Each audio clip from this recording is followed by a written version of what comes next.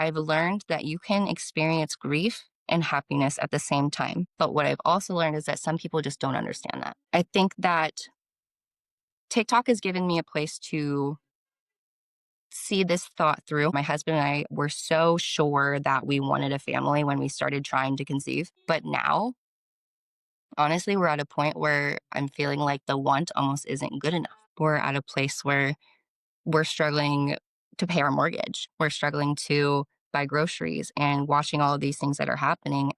I don't know what I want anymore, honestly. Are on episode 6 of Chatting with a Neighbor. Hello, I'm your host, Vesi del Mundo. I'm excited to have Vivian on our call here today. We will be chatting on growing up in the USA and also being no sabo kids. It's a topic that I've certainly addressed multiple times on my channels, and I'm really excited to have Vivian here to chat about those experiences. Vivian, could you please go ahead and introduce yourself to the neighborhood? Hi, neighborhood. Nice to meet you all. My name is Vivian Davis, and I am here to chat about being a no sabo kid. I'm so excited. Thank you for having me. Absolutely. So typically in the Hispanic culture, the language and the accent is something that will always differentiate us based on whatever country and region that we're in. It's a very common question to be asked, ¿Y tú de dónde eres? Like, where are you from? So I'm half from the United States and half Ecuadorian, and that's my no sabo mixed culture kid experience. What about yourself? So I am a fourth Mexican, and then my mother is Peruvian. So I have mixed genes in my family. And then on the other side of my family, it's all white. Living in, it's very interesting growing up with my family because, half of them are like me and half of them are not. And so when we would go to family events, they would be very different. I'd have a very white family Christmas, a very Latin family Christmas. But over time, they just both kind of dispersed. And now I'm trying to figure out who I am with both of those families. I'm trying to build my own in this world where it's really hard to navigate those things right now. Yeah, it's very tricky. So my dad's side of the family from the mountains of Caucasus for sure in Michigan, North Carolina, or in Michigan, United States, way up there. And yeah, it's a very different culture. Not saying that it's bad, just a very different culture, different understanding of life for the most part. And they're also not necessarily the most traveled either in Mhm. Michigan. I'm curious, is that a little bit of the experience for you as well? Yeah, I live in Washington and things are very, I would say, people are very protected here with their beliefs. If they live in their bubble, they live in their bubble and they're not going to leave it. My parents, for example, are in their 60s and they believe the same that they have their whole time or their whole life. And I don't think that they're going to change it much until they leave the state and they experience a little bit more on their own.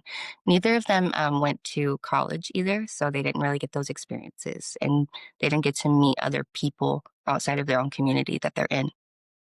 There's a phrase in the mixed community, ni de aquí ni de allá. And it's not necessarily a racial mix. It's even a cultural mix where, maybe a second generation Hispanic American or Mexican American who grew up in a primarily Spanish speaking household, but in the United States, sometimes they also feel ni de aquí ni de allá. Its direct translation is not from here and not from over there. What are your thoughts on that phrase? Definitely. I mean, I've absolutely felt not white enough, not brown enough, and just kind of sit in this middle place sometimes where I have to create my own space. And growing up, I felt a little weird sometimes learning more about my culture because I almost felt like I wasn't allowed to. And now growing up, I almost feel like sometimes I have to defend myself. Oh, you're white presenting. Why are you doing XYZ? Because I feel like I owe that to my ancestors.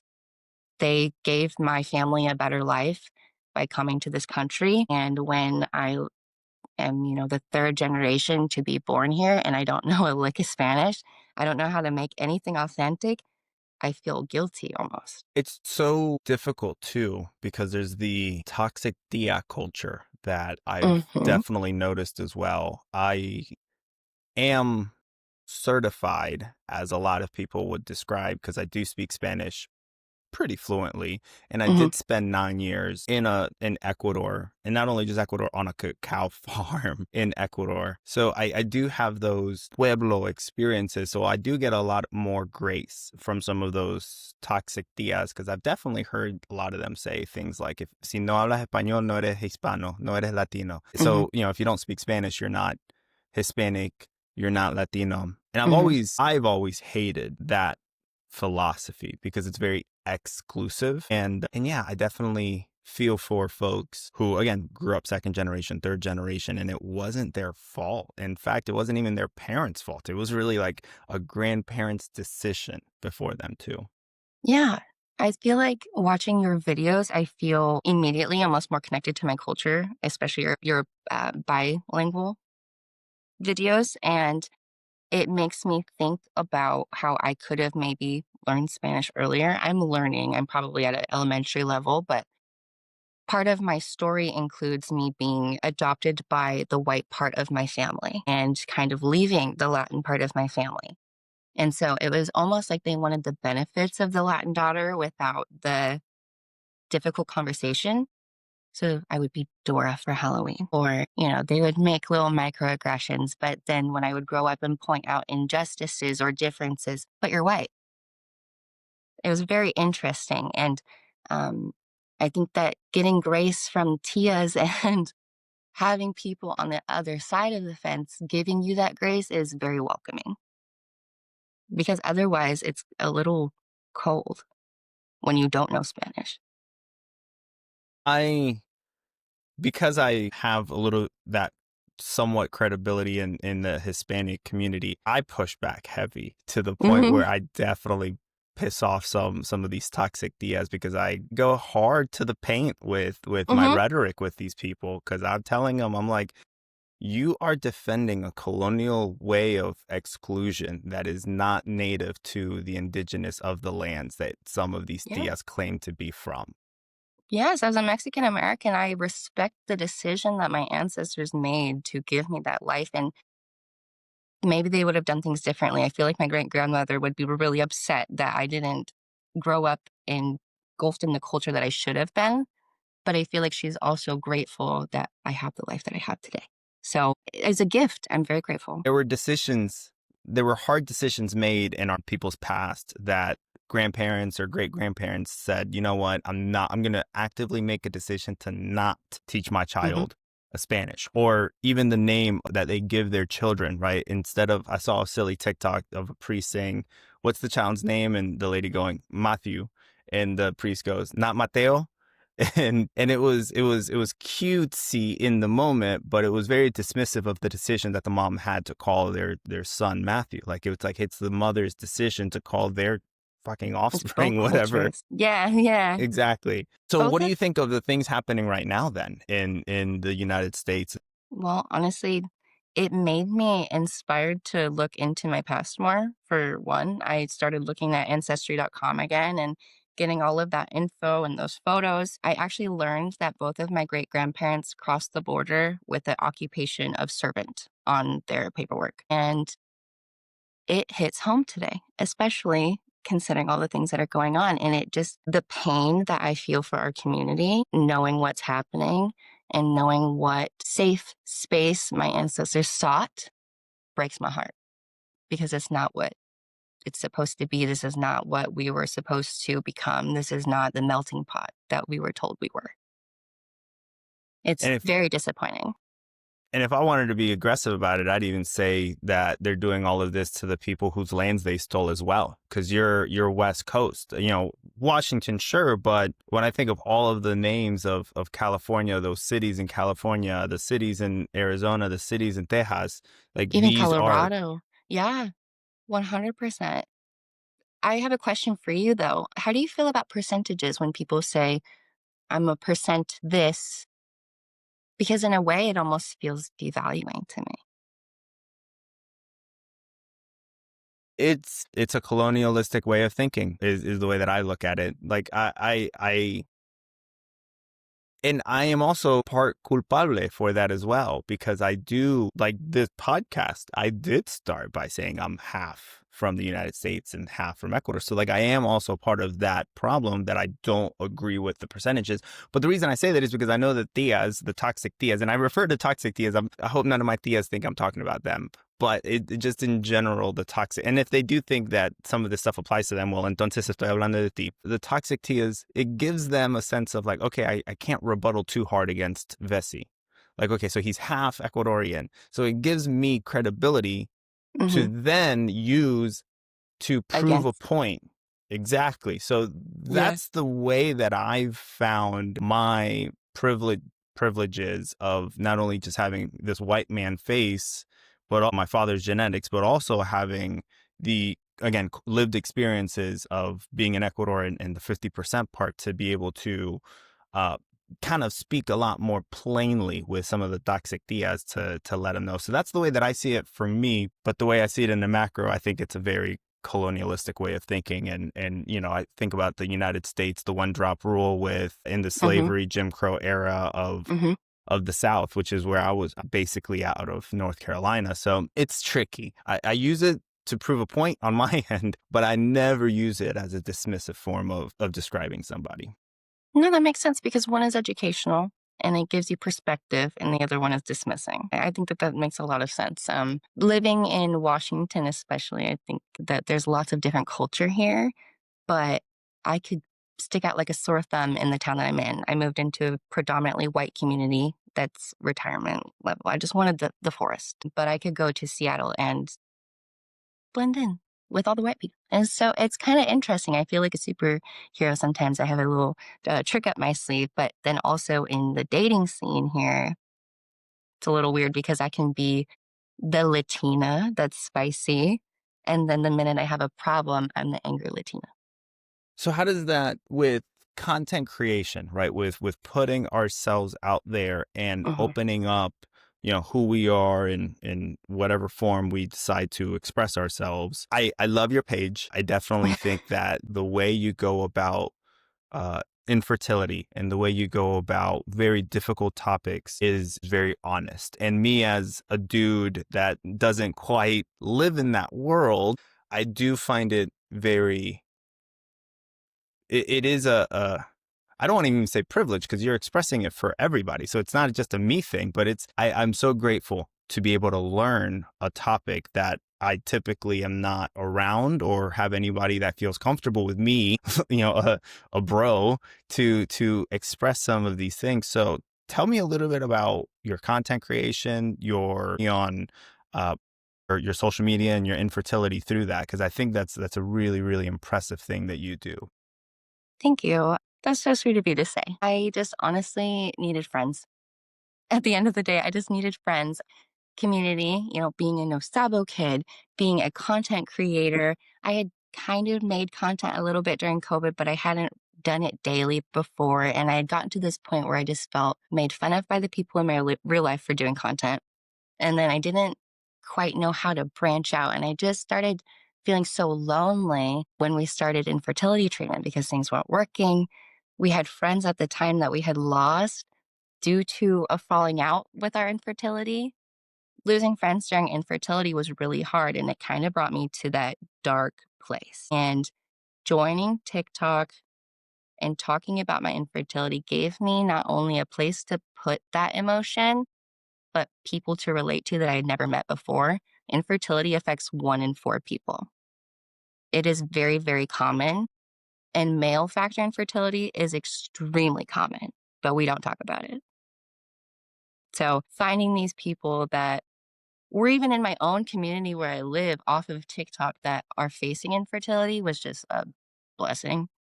Really, it kind of saved me in a way that I didn't know that I needed.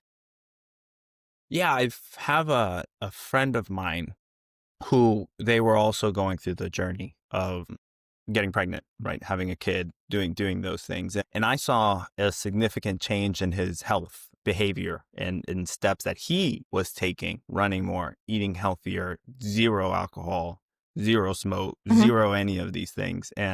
Yeah. And he was explaining to me, again, male to male perspective of the importance of that if children are something that I want to do or any man wanted to do. And I thought that Hmm. point was really interesting, and I'm glad that you brought that up because the way that he described it to me is the majority of the time. Again, this is what he described to me. I don't know anything about the No, world, please. respectfully. I'm eager to hear. The way he described it to me is it's almost always the male. It's almost always the 60%. yeah. That's Yeah. probably what it was. The majority of it is male infertility so much more. And I mean, I didn't think of that. I didn't recognize that. I didn't know that. So, yeah, I definitely hear that. Yeah. With the things going on in our country, including healthcare, we have a lack of healthcare access, including basic healthcare. I don't know any young adult that goes to the doctor regularly or when they should. I go because I have to, but young men especially deserve to be taking vitamins, to be getting regular hormone tests, to, know that testosterone kills sperm. Those types of things aren't taught, especially in high school. But now we're in this state of the country where people can't even have access to basic healthcare. They don't even What are have we supposed to access to the do? knowledge of Yeah. healthcare either. Yeah. Oh my goodness, don't even. No, I've seen your content, you've seen my content. We can riff back and forth on this destructive nature of billionaires being in healthcare. So for Yeah, sure. yeah. They're everywhere and they just need to go. But until we can get better access for everyone for healthcare, I don't think that the fertility problem is just going to fix itself. No IVF magic executive order is going to change anything for anybody. Yeah. How's the journey been so far? How long have you been on this journey? How's it been so far? And I guess like what's it look like tomorrow for you? Yeah, it's been shit. It's been great, but also horrible at the same time. And I don't know how to explain it other than I've learned that you can experience grief and happiness at the same time. But what I've also learned is that some people just don't understand that. And I think that TikTok has given me a place to see this thought through, to see this idea. My husband and I were so sure that we wanted a family when we started trying to conceive. But now, honestly, we're at a point where I'm feeling like the want almost isn't good enough. We're at a place where we're struggling to pay our mortgage. We're struggling to buy groceries and watching all of these things that are happening.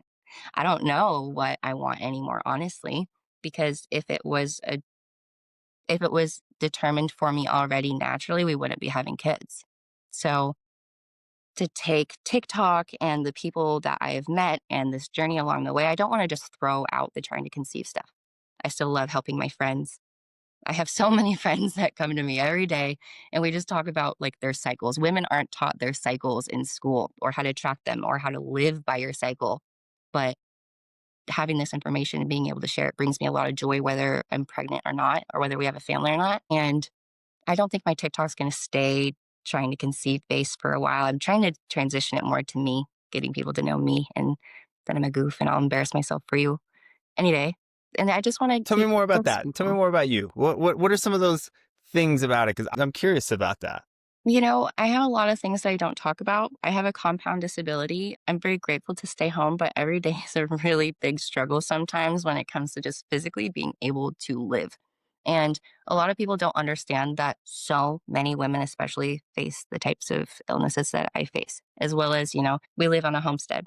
We want to have our farm animals. I just want to get to know people in a way that is a lot more intimate than it was before on Facebook. Or, like you said, running a business prior, you had to pay Google AdSense and things like that to get your ad to pop up first. You had to go on your website and put hashtags down at the bottom of your website. I want people to get to know me and be able to search Vivian and I pop up. Let's talk to Viv. I love that. Awesome. And so content creation in addition to the infertility content is the next direction is the tomorrow idea. Am I hearing that right? Yes. So we want to eventually be self sufficient. My goal is that my husband doesn't have to work anymore. He works physically every single day as a diesel mechanic and he comes home just physically exhausted out of his mind. And I hate watching that. My goal is to eventually make it so that we could pick up and leave wherever we wanted to go. Go relax for a week by the beach and still be able to make content online. He's kind of shy, but he really wants to do it too. And I think that the more the merrier online. Some people disagree with me, but we're headed into a society where everyone is going to be online. If not, they're already addicted today. Yeah. Yeah. And so if it takes me embarrassing myself a little bit online to grow a platform to eventually maybe develop into digital be a nomad, that sounds very interesting to me. Isn't that something that you're kind of doing right now? Yes. So slightly different than the content creation as my vehicle for income. So I 3 years ago put a down payment on a house, didn't go through because obviously in North Carolina, everybody and their mother is moving there from New York, California. So I just couldn't compete with cash offers. And Of course. at that point, our rent was going up, and I was just looking at our day in the moment because I was working remote in sales, and I was like, I don't want to be here in the next winter that's rolling around. Like, it was October, and I'm like, I don't really want to be here. So Mhm, sold 80% of my belongings, sold the car, packed a bunch of stuff in a storage unit, mhm, and traveled with a few suitcases and just said, I'm out. So I let the lease expire, and I got a VPN router. So mhm. it still says I'm in Raleigh. And and for the past 3 years, I've been living out of suitcases, but living in places like Ecuador, or I'm in Lima, Peru right now, and in different areas means that I can also win US dollars, but spend in communities that I believe my money means more to them. Got a haircut the Mhm. other day. They only charged me $30. I paid $60 because that's how much I would have paid in the States. And basically I was a double client for this barber. So it's I one of those. watched your podcast episode the other day when you were kind of talking a little bit more about this and about maybe the gentrification aspect of it. I think that your perspective is very eye-opening because you really are, if you're not doing it, someone else is, and you're also being pushed out of where you're from. So, I mean, I get it. I do. Yeah, it's definitely a. You just got to be honest with yourself, yo. That's very much like my attitude with content creation. Like, with your partner being a diesel Yeah. mechanic, I would recommend to him and to anybody else that's slightly curious about content creation is make it your own. Like, it doesn't have to be this silly, goofy dancing on camera to get people's attention type of content creation. I've got my uncle who is a retired firefighter. He was a captain for several years. And his content creation that he started before, like independently, I didn't tell him about it. He just started independently, was him talking in Spanish to firefighters in Ecuador of how to do X, Y, and Z, how to replace X, Y, and Z, what material should be used for X, Y, and Z. And that is his Oh, definition of content creation. He's got yeah. 500 followers, and it's just small traction that I tell him. I'm like, look, if you're like, that's all it is. It's just sharing one's knowledge and expertise. So to your partner of being a diesel mechanic, it literally is something as simple as, hey, let me show you how to change a carburetor on an X, Y, and Z. I'm Mhm. not a blue collar guy, so pardon my, No, but yeah, exactly. That makes so much sense because, I mean, that's the beauty of TikTok, right? You could post a picture and go viral. You could post something so ridiculous, and that's one of the frustrating parts about TikTok too, is you put so much effort into something and it doesn't do well, or you put 5 seconds of effort into something and it goes viral. It's ridiculous sometimes, but it's also beautiful. So I hear what you say about the good and the bad and the balance of how and where you're living, but I can also kind of relate it to what I'm going through with grief and happiness. Two things can be true at the same time. People can have respect for where they are and also, you know, pull from it just a little bit because we need that community. We do. I totally understand where you're coming from. And I think that what you're doing is really cool.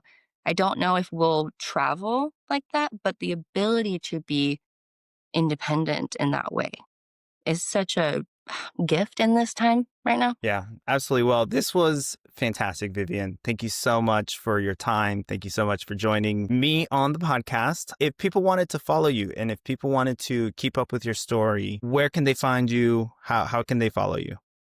Well, if you want to keep up with my journey, I am Vivabop on almost all platforms. And then my husband and I do share a YouTube channel that we're kind of starting slowly but surely at Viv and Cody. Awesome. Thank you so much, Vivian. I really appreciate your time. Thank you for having me. I had such a fun time as well. Thank you.